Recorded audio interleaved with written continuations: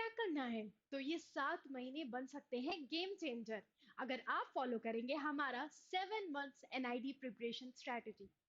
So hello future designers, welcome back to our YouTube channel. This is Sugra Fatma Anift Illumini and your design mentor.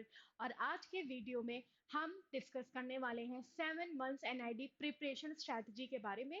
So in this video, I will be sharing some of the strategies with you, some pointers with you कि कैसे ये जो 7 months अभी बचे हैं हमारे NID exam को उसमें क्या स्ट्रैटेजी हम यूज करेंगे ताकि हम उसमें मैक्सिमम मार्क्स स्कोर कर सकते हैं. तो चलिए गाइस हमारी स्ट्रेटजी देखते हैं. Understand the exam pattern and syllabus.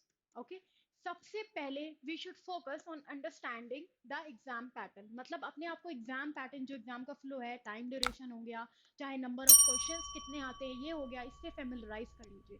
Okay, marking scheme से फेमिलराइज कर लीजिए कि अगर एनआईडी में नेगेटिव मार्किंग होती है या नहीं होती है, वो भी हम उस पर भी अभी हम डिस्कस करेंगे. एंड टाइम एलोकेशन मींस हर एक क्वेश्चन के लिए कितना टाइम जो है वो एलोकेटेड होना चाहिए. ठीक है, सो सबसे पहले हम अपने आप को स्ट्रक्चर से फेमिलराइज कर लेंगे. और ये कैसे होगा, इसके लिए सबसे बेस्ट तरीका है आप एनआईडी की ऑफिशियल वेबसाइट पे जाइए और वहां पर जो ऑफिशियल एग्जाम पैटर्न स्ट्रक्चर है उसको डाउनलोड कर लीजिए. Okay, review the syllabus, go through the official syllabus provided by NID and understand the topics and concept you need to cover for each section of the examination. वहां पर आपको पता चल जाएगा कि कौन सा क्वेश्चन कितने मार्क्स का आता है और हर एक क्वेश्चन के लिए कितना मार्क्स डेडिकेटेड है. इसके अलावा आप पीवाईक्यू भी जा सकते हैं, देख सकते हैं, पीवाईक्यू का एनालिसिस कर सकते हैं ना, और वहां पर आप क्वेश्चंस को सॉल्व करना स्टार्ट कर सकते हैं. ये स्ट्रैटेजी हेल्प करेगी आपके एग्जाम में. ठीक है, कि आप एक इसका ब्लूप्रिंट बना लें और तब अपनी प्रिपरेशन को स्टार्ट करें. Now let's understand the weightage of the examination. Okay, so your examination will be conducted in 2 stages. The first one is dat prelims and the second one is dat mains. Okay, dat prelims के लिए जो weightage है वो है 40% और dat mains के लिए जो आपका weightage होगा वो है 60%. Okay, तो dat prelims फर्स्ट स्टेज हो गया एनआईडी का और dat mains जो है 60% वो हो गया सेकेंड स्टेज. ठीक है, now let's see the marks distribution and the pattern of the prelims. तो prelims जो होता है वो स्टेज फर्स्ट होता है, तो वहां पर मार्क्स को समझने की कोशिश करते हैं. टोटल रेशियो जो होता है वो 70 और 30 का होता है. मतलब 70 आपका ड्राइंग वाला पार्ट हो गया और 30 वाला जो पार्ट हो गया 30% वो एप्टीट्यूड का हो गया है ना. तो हर बार रेशियो चेंज होता है. ठीक है, हर बार ये रेशियो फिक्स नहीं है. मींस कभी आपके पेपर में ज्यादातर क्वेश्चन ड्राइंग के आएंगे जिसका मान लीजिए 70% हो गया. ठीक है, और 30% वेटेज हो गया एप्टीट्यूड का जिसमें कम क्वेश्चंस होंगे जो आपके एप्टीट्यूड सेक्शन से आएंगे. ठीक है, टेस्ट ड्यूरेशन 3 आवर्स. ये पूरा एग्जाम जो होता है वो 3 घंटे का होगा है ना, और नो नेगेटिव मार्किंग. तो यहाँ पर आपको कोई भी नेगेटिव मार्किंग नहीं है. मींस एनआईडी में नेगेटिव मार्किंग नहीं होती.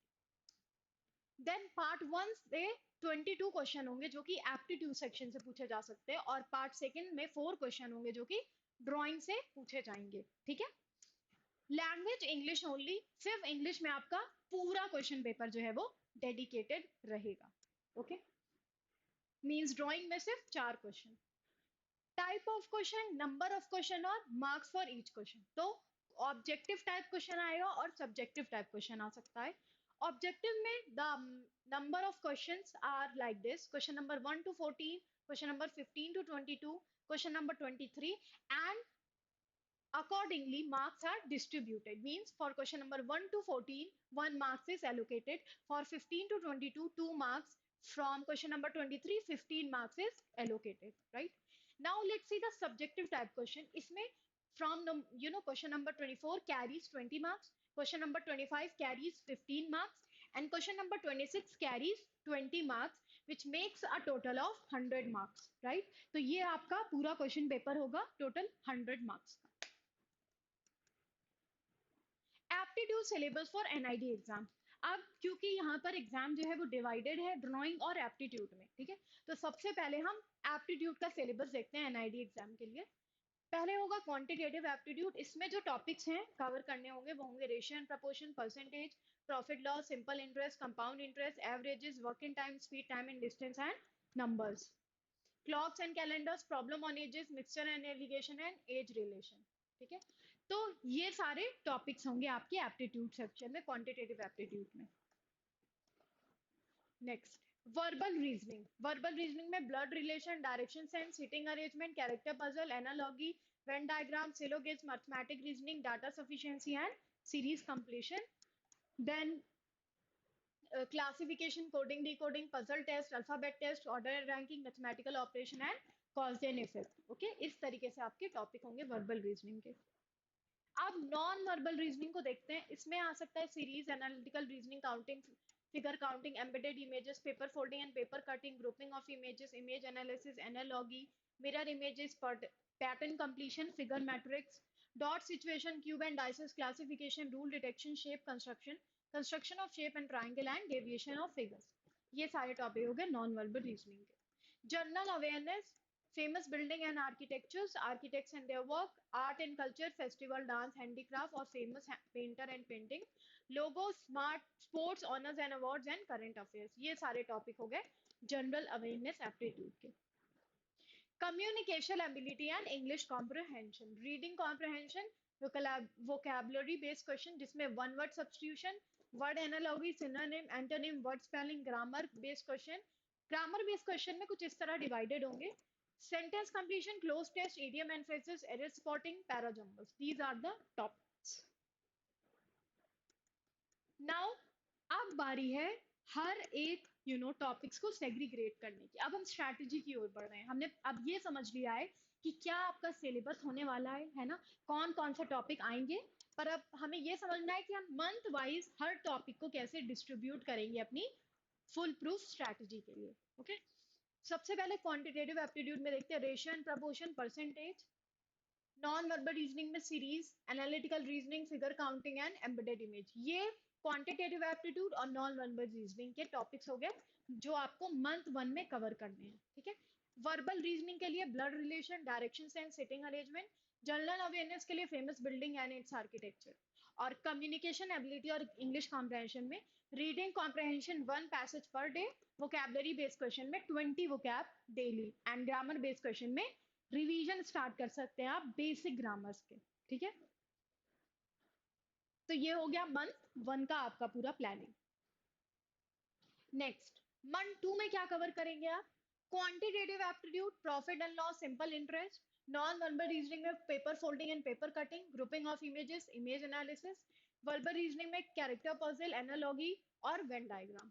जनरल अवेयरनेस में आर्किटेक्ट्स एंड देयर वर्क्स। और कम्युनिकेशन एबिलिटी और इंग्लिश कॉम्प्रहेंशन में reading comprehension 1 passage per day, vocabulary based question 20 vocab per day, और ग्रामर बेस्ड क्वेश्चन में practice of basic grammar questions. इस तरीके से आपको प्रैक्टिस करना है। नाउ मंथ 3, क्वांटिटेटिव एप्टीट्यूड में compound interest and averages. Non verbal reasoning में analogy, mirror images and water images और पैटर्न कंप्लीशन। वर्बल रीजनिंग में सिलोगिज्म, अरिथमेटिक रीजनिंग और data sufficiency. And general awareness में आर्ट एंड कल्चर जिसमें festival, dance और handicraft. Now communication ability and English comprehension, इसमें reading comprehension similarly 1 passage per day, और vocabulary based question में 20 vocab daily, and then grammar based question in which you can start the practice of the basic grammar questions, right? So this is the strategy for the month 3. Let's see the strategy of month 4. Quantitative aptitude includes work and time distance, speed, and non-verbal reasoning में figure matrix, dot situation, cubes and dices. Verbal reasoning में series completion, classification. General awareness में famous painting and painters. Communication ability और English comprehension में reading comprehension 1 passage per day, vocabulary में 20 vocab per daily, and grammar base में practice of basic grammar questions. Now let's see the strategy for the month 5. Quantitative aptitude में number, clocks and calendars. Non verbal reasoning में जो topic है वो है classification, rule detection and shape constructions. Then verbal reasoning includes coding, decoding, puzzle test and alphabet test. And general awareness include logo. Communication ability and English comprehension. Reading comprehension includes 1 passage per day, vocabulary based question 20 vocab daily, and grammar based question includes practice of basic grammar and questions. Okay, so these are the topics which comes under month 5 strategy. Now We are going forward with the month 6. Quantitative aptitude includes problem on edges, mixture and annihilation, non-verbal reasoning, construction of square and triangle, deviation of figure, verbal reasoning, order and ranking, mathematical operation and cause and effect, and general awareness में sports honors and awards. ये सारे topics आएंगे. Then quantitative aptitude में age relation, revision and practice of quantitative aptitude question. Non-verbal reasoning में revision and practice of non-verbal reasoning. Verbal में revision and practice of verbal reasoning question and current general awareness में current affairs. ठीक है. Communication ability और English comprehension में reading comprehension 1 passage per day. Vocabulary based question में 20 vocab daily and 3 grammar based question for practice. अब month 7 जो कि हमारा लास्ट मंथ होने वाला है उसमें हम पीवाईपी और मॉक टेस्ट प्रैक्टिस करेंगे. ठीक है. सो गाइस यहाँ पर मंथ 6 तक जो भी हमने टॉपिक्स देखे हैं उनको करने के बाद सॉल्व करने के बाद ये जरूरी है कि आप ज्यादा से ज्यादा पीवाईक्यू के क्वेश्चन देखें. ठीक है. अगर आप इन्हें सॉल्व करेंगे और टाइमर लगाकर सॉल्व करेंगे तो ये मेक श्योर करेगा यहाँ पर कि आप करेक्ट जितना गिवन पीरियड ऑफ टाइम है एग्जाम में उसमें आप अपने सारे क्वेश्चन सॉल्व कर लें और कोई भी ऐसा क्वेश्चन नहीं हो जो आप मिस कर जाएं. ओके. तो ये आप प्रैक्टिस कर सकते हैं पीवाईक्यू. आपको पोर्टल पे जाएंगे आप एनआईडी का ऑफिशियल वेबसाइट से आपको क्वेश्चन पेपर मिल जाएंगे तो उनको आप स्टार्ट करना शुरू करिए. है ना. Revision review all the topics covered so far focus on areas where you feel less confident. अब पीवाईक्यू सॉल्व करने से एक और अच्छी बात होगी कि आपको पता चल जाएगा कि आपका कौन सा वीक एरिया है. ठीक है. कहाँ पर आप लैग कर रहे हैं और आप उसको फिर से बिल्ड ऑन कर पाएंगे फिर से प्रैक्टिस कर पाएंगे. Mock test. Take regular mock test. Okay and assess your preparation level.